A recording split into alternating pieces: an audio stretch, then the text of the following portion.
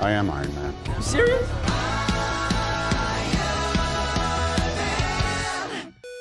Welcome back, everybody, to another X-Men video. Unfortunately, Logan was not able to make it, but we still got two usuals of Christian Hopkins and Jonah Morgan. we got somebody new joining us this time, so please introduce yourself. Hello, I'm Zack, better known as Big Beef.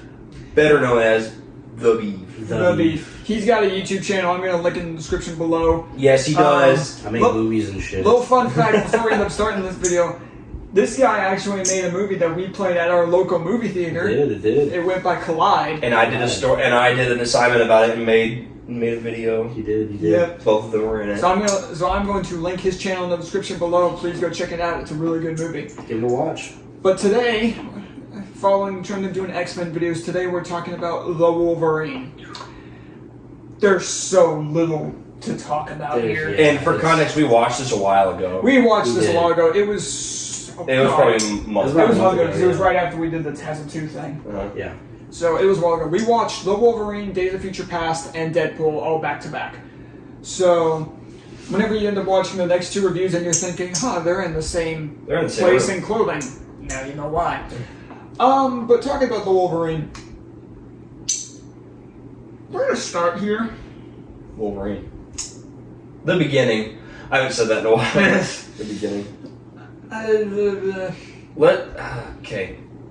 Where do you start though? I don't know. Like, there's so little to talk about with this movie aside from action was cool. Is it canon?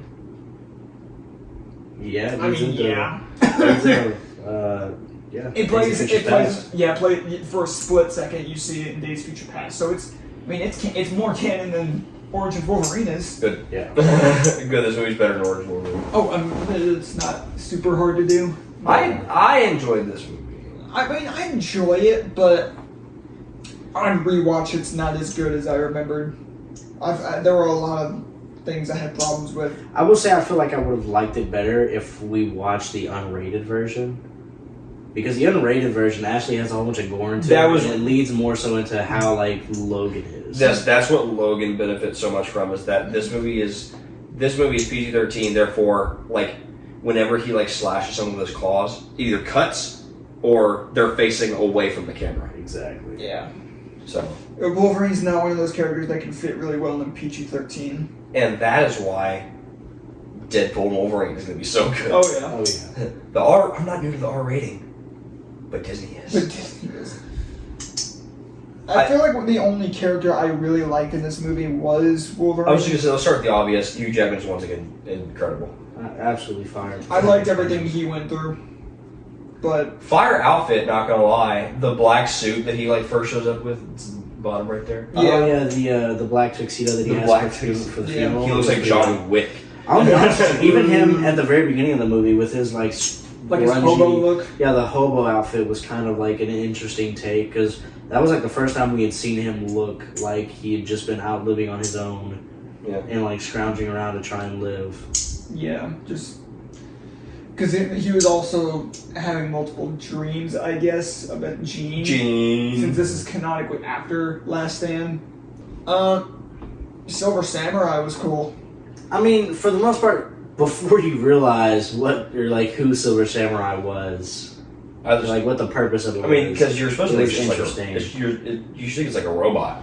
Yeah, I mean, a lot of people would assume it kind of was, but also in the comics, I don't think he was a robot either. In the comics, I think he was a person, Yeah.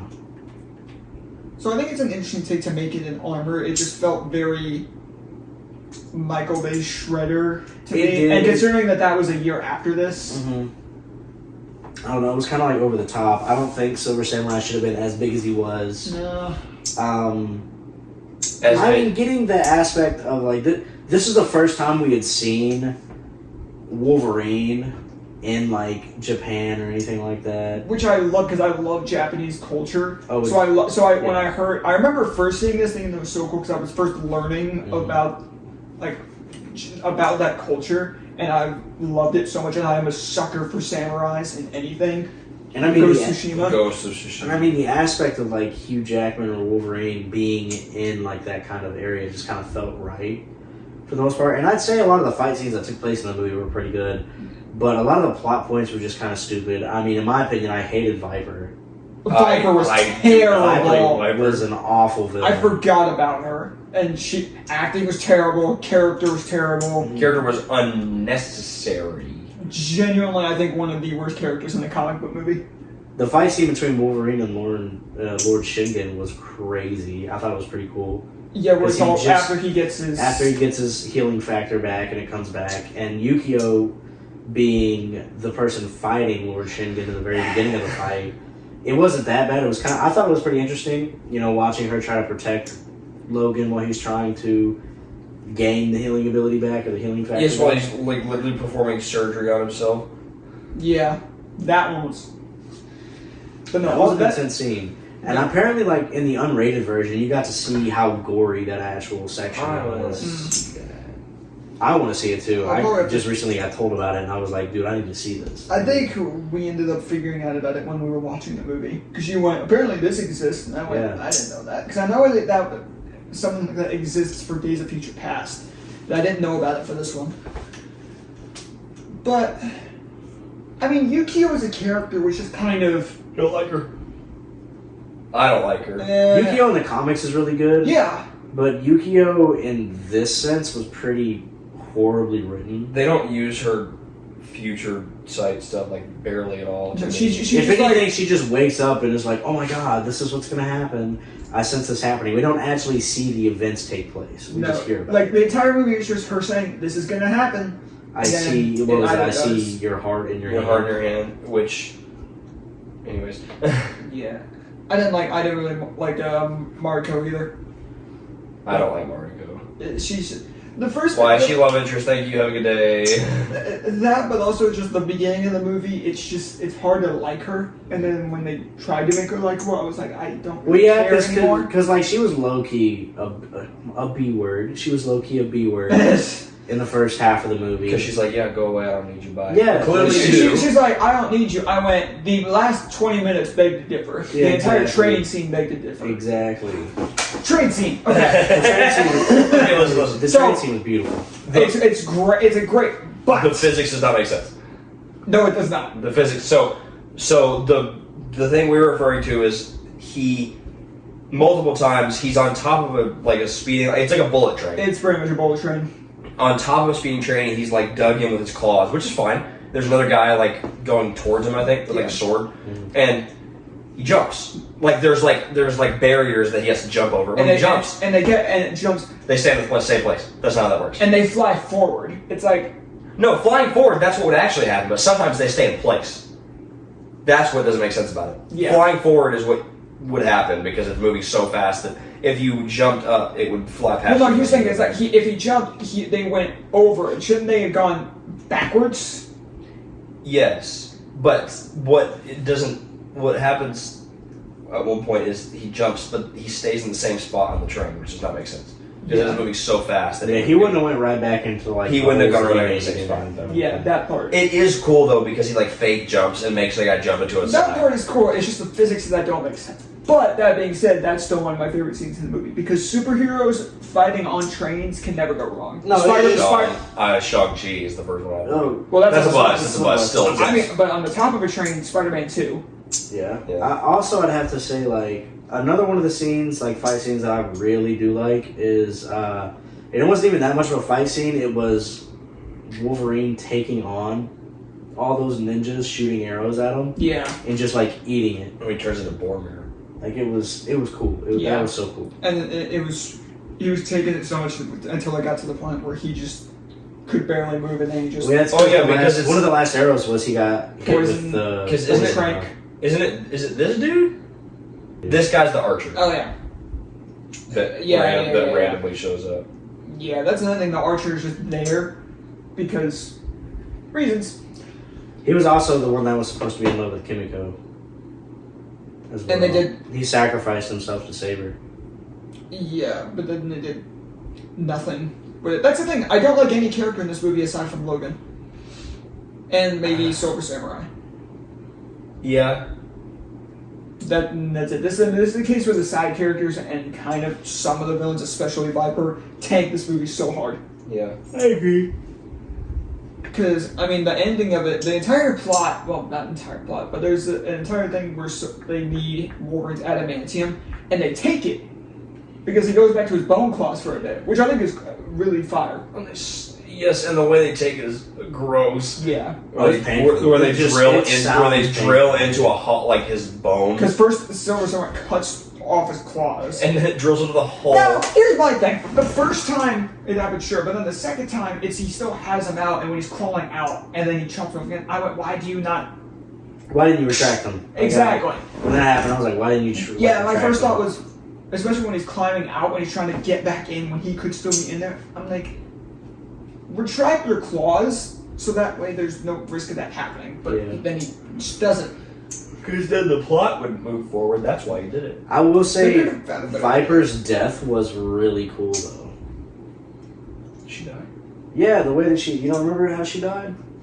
How'd she die again? So, when she's fighting Yukio and Mariko at the same time. Yukio. No, while they're fighting at the same time with Viper, I think Yukio wraps one of the elevator cords around her neck. Snap! And she gets like slap pulled against it, and she's hanging, like trying to hold herself. And up. but something hits her. And in the head. the elevator shaft itself, or like one of the actual pieces that's a pulley system, falls down and snaps her neck, and she just dies, and she's just hanging there. It's like she flies up, that thing flies down, hits her in the head, and then it's just essentially snapped her neck, and then she just hangs there. Yeah, that was cool. I thought that was dope. I mean, aside from that, the only thing is the post-credit scene that sets up for Days of Future Past, because they don't, between this movie and the next one, it just kind of implied that Magneto gave them his adamantium back. Yeah, that's because Days of Future Past comes around and he's got them. He's got them, yeah. So, I imagine they just... But then Days of Future Past. We'll talk about that. We'll talk about it next. Because Days of Future Past this movie doesn't have a lot to talk about. Days of Future Past is quite the opposite. Yeah, I feel like that's there's a lot. There's a lot. Also, in the post-credit scene is the first time that they also addressed that Professor X is back. Yeah, that was the first time we'd seen Professor X back. Yeah, and everyone's like, wait, but we saw him. Yeah, because they were gonna. I mean, there was the original plan for explaining how he came back after Last Stand happens. Oh yeah, because I mentioned that. Yeah, we mentioned that in the video. The twin brother. Yeah. I really think that's it. Yeah. I think that's it. It's just cool action, cool setting. The movie had potential. It was just poorly written. It was poorly written and suffered from the main character being the only good one. Yeah. I feel like if they took more time into making a lot of the comic book characters more accurate, because I mean, in the comic books, Viper's not supposed to be a big villain or anything, but she's more menacing. She's supposed to be good. Yeah, and then I mean, like, you know, Yukio was good. I mean, like, Yukio was really good in the comics. Like, you actually saw her visions and stuff. All the storylines with Wolverine in Japan, I remember in the comics being really cool stories. Yeah, to the point where they took that storyline and made it into the Wolverine anime that came out a while back, which I need to watch. But no, I think we can get into our final scores now because there's so little to say. Do either of you have scores? What did I give Origins? It was probably like the 5-6-ish range, somewhere around there. I haven't edited it at the time of filming this. I don't remember what I gave Origins. Because I feel like what I give Origins will dictate what I give this. Because it definitely wasn't 4. Because I think I was probably like 5. I honestly give the Wolverine a rating out of 10, a 6.5. Valid. It's above average, but it's not really good. That's the number I was thinking of. Yeah, because you definitely didn't give Origins that score. No. I would probably have to say, so both of you say 6.5. I'm going to say a 6 flat. I would rewatch it, but it's not the first. Yeah, like, I could watch this again. Actually, the Wolverine is probably one of the main X-Men movies that I did rewatch a lot.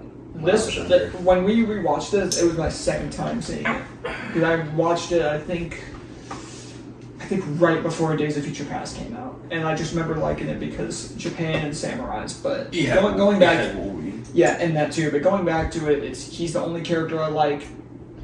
Every other character is just either or garbage.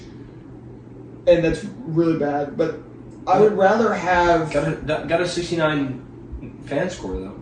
Yeah, I mean, it's by no means a bad movie. It has its enjoyable parts. It's just not the best thing ever. Oh, the poster for it goes crazy. No, it's cool. The one specifically the one him holding the sword. I like him I holding think the both sword. posters go crazy though. No, they do. But no, I think that's all that we've got for this movie. So be sure to let us know what you guys thought of the Wolverine in the comments, and stay tuned for next time where we get so much better when we talk about Days of Future Past. That'll be a longer one than this one. That's for sure. definitely gonna be a long That's probably gonna be a long one. Arguably, as of right now, probably one of the best X-Men movies. It's my favorite. It's definitely my favorite. And honestly, in terms of Marvel movies, it's top 5 overall. But we'll get to that next time, and then after that, we will be doing Deadpool. Yay! We love Deadpool. We do love Deadpool. Because, so, for background, we watched all these, we said this earlier, we watched all these at the same time. We planned on just watching the Wolverine and Days of Future Past, and then we were like, Deadpool. And then we just wanted to watch Deadpool because we couldn't wait. I love Deadpool. No, we couldn't. But Anyways, so stay tuned for Days of Future Past next time. Thank you guys for watching. We will see you guys next time. See y'all later, webheads.